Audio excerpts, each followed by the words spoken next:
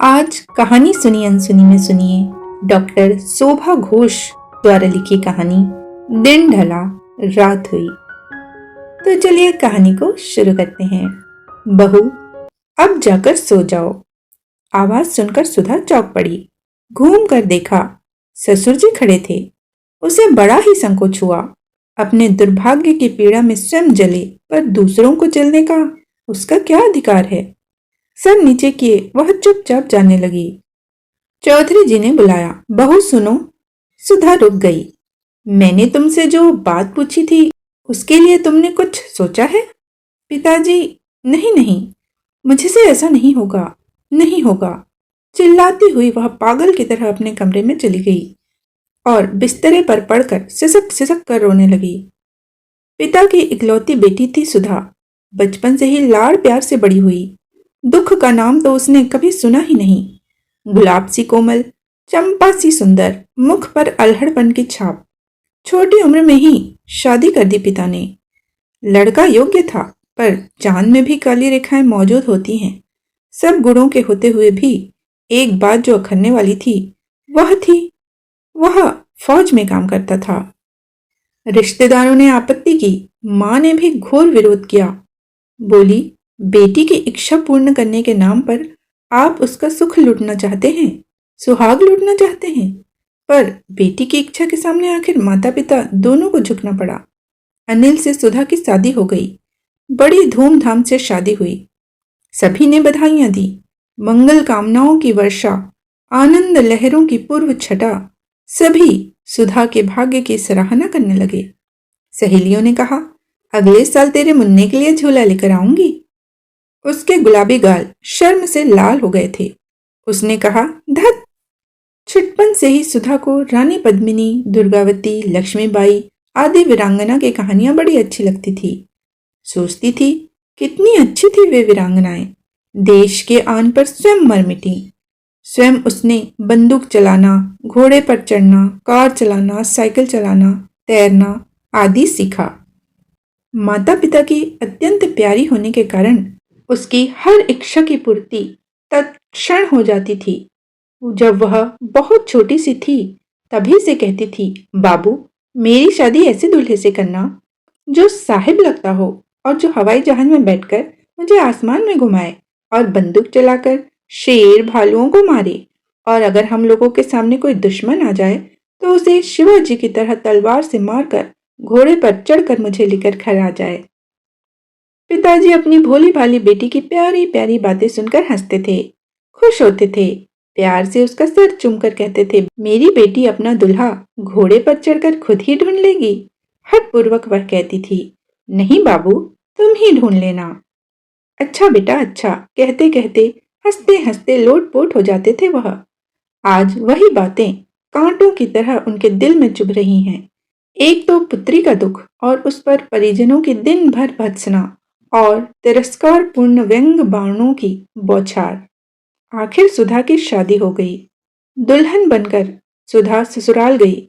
सास ने तो मानो चांद ही पा लिया हो। ससुर को उसका भोला भाला चेहरा जिगर से भी प्यारा हो गया था। सभी लोग चौधरी जी की भाग्य की सराहना करने लगे। लोग उन्हें बधाई देकर कहते थे, लक्ष्मी सी बहू पाई है आपने। ऐसी सुंदर दुल्हन तो चिराग लेकर ढूंढने पर भी नहीं मिलेगी। चौधरी जी अपनी पत्नी से कहते हुए फूले नहीं समाते थे। मधु चंद्रिका के लिए अनिल ने 1 महीने की छुट्टी ली थी। अनिल एयरफोर्स में सर्विस करता था। शादी के बाद वह भी कल्पना करता था, सुधा को नील गगन की सैर कराएगा। चंदा की चांदनी से अपनी चंद्रमुखी प्रिय की सौंदर्य छटा की होड़ लगाएगा। तारों की झिलमिलाहट में स्वप्नों का जाल बुनकर उसमें अपनी प्रिया को बिठलाकर उसका सौंदर्य पान करेगा। और सुधा, उसने तो अनिल को पाकर अपने सुख स्वप्नों को प्रत्यक्ष ही मान लिया था। इतनी भाग्यवती है सुधा। जैसी कल्पना थी ठीक वैसा ही दूल्हा मिला उसे। आखिर बापू ने इसे कहां से खोज निकाला। सोच सोच कर वह आनंद विह्वल हो उठती थी। भाग्य से नहीं, परम भाग्य से ऐसा वर मिलता है किसी को। मधु चंद्रिका की तैयारी होने लगी। अनिल की छुट्टियां भी स्वीकृत हो गईं। 1 महीने के भीतर उसने केवल दार्जिलिंग का प्रोग्राम बनाया था। वहां जाकर क्या क्या देखना है, क्या करना है, सारा प्रोग्राम बन गया था। इधर रोज ही शॉपिंग होती थी। किस साड़ी के साथ कौन सा ब्लाउज, कौन सा गहना सेट, सब क्रम से सजाकर बॉक्स में भरकर रख दिया गया। सास ने कहा, बहू देखो तुम्हारे लिए बाबूजी सिंदूर का यह पैकेट ले आए हैं। लाओ नई वाली चांदी के डिबिया में भर दूं। अरे आज तुमने सिंदूर की बिंदी भी नहीं लगाई। एकदम भूल गई अम्मा, अभी लगा लेती हूँ। लाओ इसी में से लगाए देती हूँ। बड़ी पागल बहू है मेरी। पहले तो घर में एक ही पागल था, न खाने की चिंता न सोने की। अब एक और पगली मिल गई मुझे। अब दोनों को कौन संभालेगा। चौखट पार करते ही ससुर जी ने कहा, क्यों, एक तुम एक मैं, दोनों हंस पड़े। देखो तो बिंदी लगाने के बाद मुंह कितना खिल गया। देखो बहू, बक्से के इस किनारे पर डिबिया रख रही हूँ। हाँ सुनो एक बात, ये 500 रुपए चुपके से अनिल को बिना बताए बक्से के नीचे रख देना। वह बड़ा पागल है। अगर अपने सारे रुपए खर्च कर डाले तो ये रुपए निकालना। और सुनो, अगर किसी तरह सारे रुपए खो जाएं, बक्सा ही गायब हो जाए तो रत्ती भर घबराना मत। तुरंत ही टेलीग्राम कर देना। टीएमओ से रुपए भेज देंगे। अपने पर्स में हर वक्त कुछ रुपए रख छोड़ना। देखो ना अभी तक नहीं लौटा, खा पीकर जरा आराम भी नहीं कर पाएगा। तुरंत जाने के लिए चिल्लाएगा। इतने में हॉर्न की आवाज सुनकर चौधरी जी उधर ही चले गए। पूछा, कुछ बाकी तो नहीं है? जी नहीं। अनिल पिता के साथ खाना खाने बैठा। पूछा, अम्मा सच सच बताओ तो आज खाना किसने बनाया है? क्यों, हमारी बहू ने? झूठ, एकदम झूठ। हर दम खुद बनाकर अपने बहू का नाम बतलाती हो। मैं दूर से ही तरकारी का रंग देखकर और महक सूंघकर समझ जाता हूँ कि खाना किसने बनाया है। रहने दो, तूने समझ के रखा है हमारी बहू को। लाखों में एक है हमारी बहू।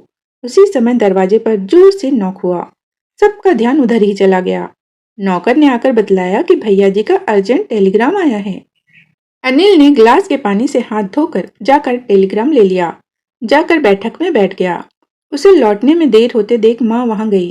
पता चला संकटकालीन स्थिति की घोषणा कर दी गई। युद्ध प्रारंभ हो गया है।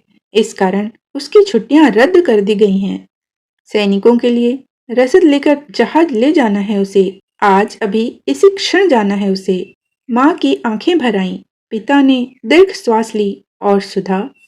माता पिता से आज्ञा लेकर अनिल सुधा के पास गया।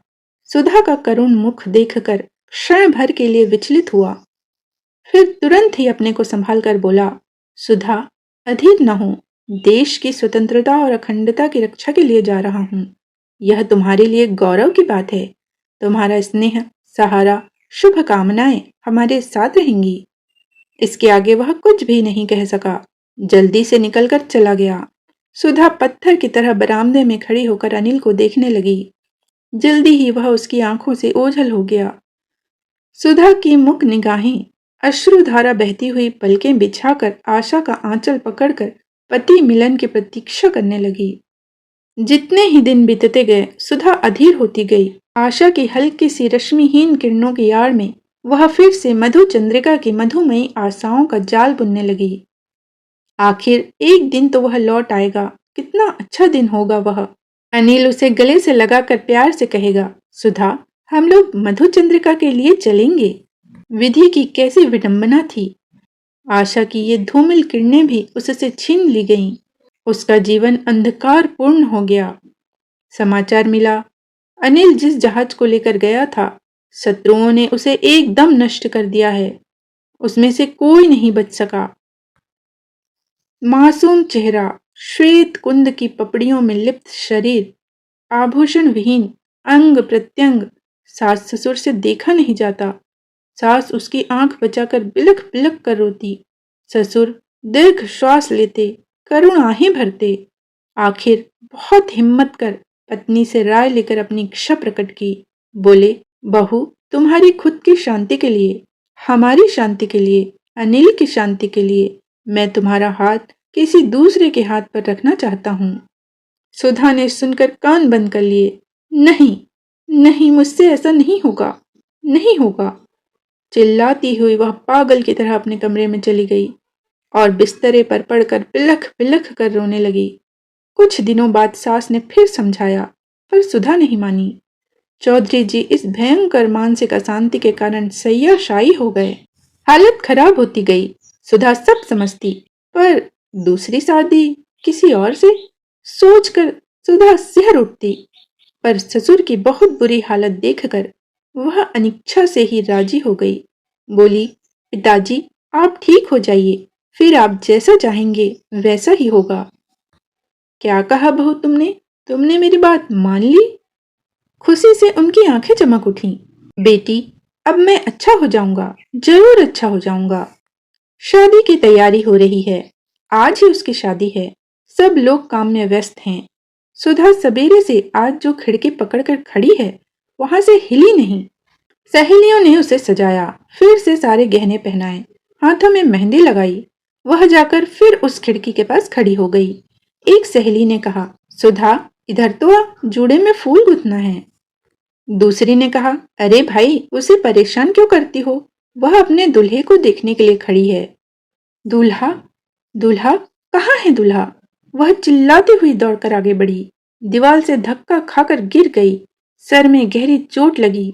खून की धारा बहने लगी। वह चेतना खो बैठी। दिन ढला, रात हुई। इसी समय, इसी संधि वेला में रवि की धूमिल लोहित रंगारंगी किरणों की रोशनी को अपना पथ प्रदर्शक बनाकर अनिल चला गया था। आज उसकी सुंदर सी दुल्हन अपना पूर्ण श्रृंगार कर, हाथों में मेहंदी रचाकर अपनी अंतिम इच्छा पूर्ण करने पति के पास मधु चंद्रिका के लिए जा रही है।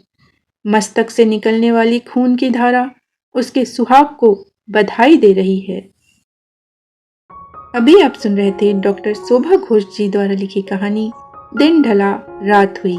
इसी तरह की कहानी सुनने के लिए कहानी सुनी अनसुनी के साथ बने रहिएगा। फिर मिलते हैं एक नई कहानी के साथ। जय हिंद, जय भारत।